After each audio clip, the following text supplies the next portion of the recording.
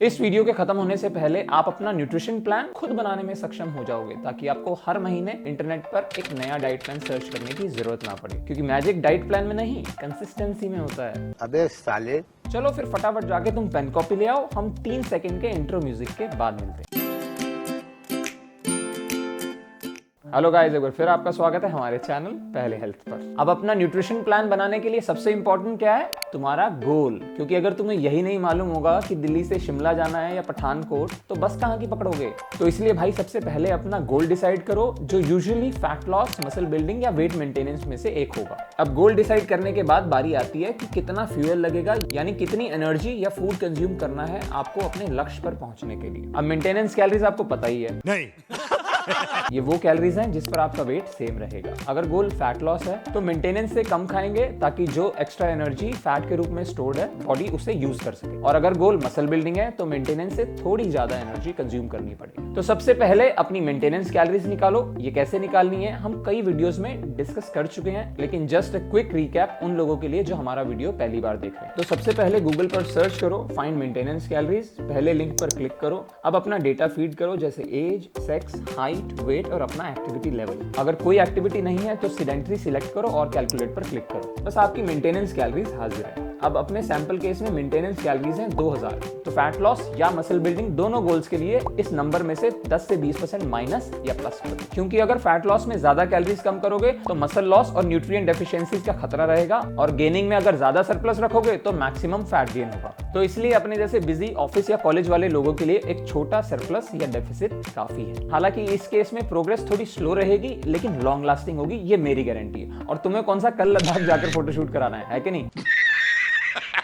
खैर, मेंटेनेंस को 15% ऊपर नीचे करने से हमारे पास ये नंबर्स आ गए। अब बारी आती है न्यूट्रिशन प्लान बनाने की। उसके लिए सबसे इंपॉर्टेंट है मैक्रोन्यूट्रिएंट एलोकेशन, मतलब बड़ी मात्रा में खाए जाने वाले न्यूट्रिएंट्स जो हैं प्रोटीन, फैट और कार्बोहाइड्रेट्स। अब मैं अपने इस एग्जांपल के हिसाब से फैट लॉस वाला न्यूट्रिशन प्लान बना रहा हूँ, जो मेंटेनेंस से 15% कम होगा, यानी 1700 कैलोरीज। और मसल गेन के लिए आपको सिर्फ क्वांटिटीज बदलनी है, ताकि तुम 2300 कैलोरीज पर पहुंच जाओ। खैर, एज ऑलवेज सबसे पहला मैक्रोन्यूट्रिएंट जो डाइट में आएगा वो है प्रोटीन। इसके दो मेन रीजंस हैं। पहला सेटाइटी, मतलब पेट भरा रखने की क्षमता और लेस क्रेविंग्स। दूसरा फैट लॉस के दौरान मसल बचाना और गेन के दौरान मसल ग्रोथ। अब प्रोटीन होगा ऑलमोस्ट 1.5 ग्राम पर kilogram of body weight per day. अब हमारे हाइपोथेटिकल एग्जांपल में वेट है 70, तो इस हिसाब से प्रोटीन हुआ 105 ग्राम या फिर 420 कैलोरीज। बाकी कितनी बची?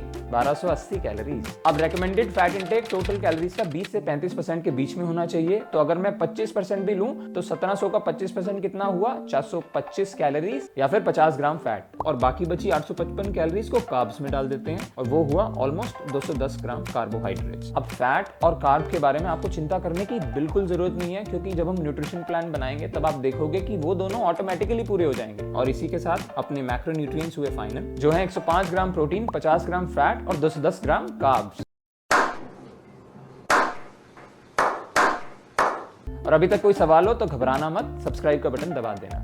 नहीं दबाना था, कमेंट कर देना। खैर, अब न्यूट्रिशन प्लान बनाने के लिए अपने पास 3 मैक्रोन्यूट्रिएंट्स, प्रोटीन, फैट और कार्ब के ये सारे सोर्सेज हैं। सबसे पहले डालते हैं प्रोटीन, जो था 105 ग्राम, राइट? नहीं अब ये शीट पूरा गेम चेंज कर देगी। इसमें मैंने सभी पॉपुलर फूड्स की कैलोरीज और मैक्रोन्यूट्रिएंट कंपोजिशन लिखे हैं। व्यू ओनली है, तो अगर क्वांटिटी चेंज करना हो तो एज एक्सेल डाउनलोड कर लेना, इंस्ट्रक्शंस सारे लिखे हैं। और अब सबसे पहले डालते हैं 100 ग्राम सोया ग्रेन्यूल्स। 105 ग्राम प्रोटीन में से 52 तो यहीं से पूरा हो गया। वाह, पहली बॉल में सिक्सर। फिर डालते हैं 1 ग्लास या 250 ml मिल्क, फिर 50 ग्राम पनीर, फिर 2 होल एग्स। खाना कब है? आ रहे हैं भाई, उस पर भी आ रहे हैं। अबे साले। खैर, अभी तक 72 ग्राम प्रोटीन हो गया कंप्लीट प्रोटीन के सोर्सेज से, और बाकी बचा प्रोटीन डालते हैं इनकम्प्लीट प्रोटीन के सोर्सेज से, जिसके लिए मैं डाल रहा हूँ 40 ग्राम दाल, राजमा, छोले वगैरह। अच्छा, ये सब रॉ या अनकुक्ड मेजर करना है। और इसके बाद लिया 20 ग्राम नट या नट बटर और 80 ग्राम कोई भी ग्रेन। इसी के साथ अपना प्रोटीन तो ऑलमोस्ट पूरा हो गया, जो है 94 ग्राम। लेकिन उसके साथ साथ हमें इन्हीं फूड से मिला 40 ग्राम फैट, 130 ग्राम कार्ब, 27 ग्राम फाइबर और 1270 कैलोरीज। तो यहाँ से अपना प्रोटीन, फैट और फाइबर